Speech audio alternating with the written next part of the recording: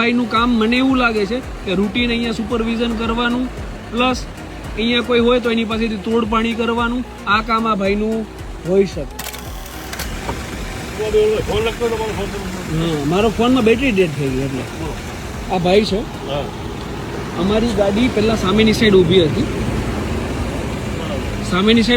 આ ભાઈ આ ગાડી લઈને આવ્યા 4 વાર એઝ એન કેમ પોલીસ સુપરવિઝનમાં નીકળે એ રીતે આ ભાઈ ગાડી સામે 4 વાર આમ જોઈને કે ભાઈ ગાડીમાં શું ચાલે છે આ ભાઈએ, રાઈટ. પછી આ ભાઈ ગાડી લઈને આગળ ગયા એટલે મને થોડું ડાઉટફુલ લાગ્યું કે આ ભાઈ પોલીસમાં હોઈ શકે નહીં.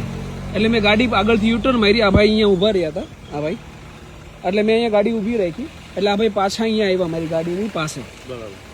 અને હું પાછળની સીટે બેઠો હતો, એ ભાઈને ખબર નથી હું ગાડીમાં હતો. એટલે આ ભાઈ પાસે જઈ અને વાત કરે છે. એટલે એમને એવું કીધું કે હું PCR 65 માંથી છું, બરાબર. આપણી પાસે રેકોર્ડિંગ છે, બરાબર. તો PCR 65 માંથી આ ભાઈ છે નહીં.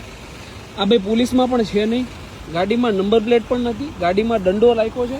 આખા લુક મેન્ટેન રાખે છે પોલીસ જેવો, બરાબર. અને જ્યારે ઇન્ક્વાયરી કરી એટલે એણે મને એવું કીધું કે હું ગૌરક્ષકમાંથી કોઈ પ્રમુખ છું અને મારું કામ છે અહીંયા દેખરેખ રાખવાની.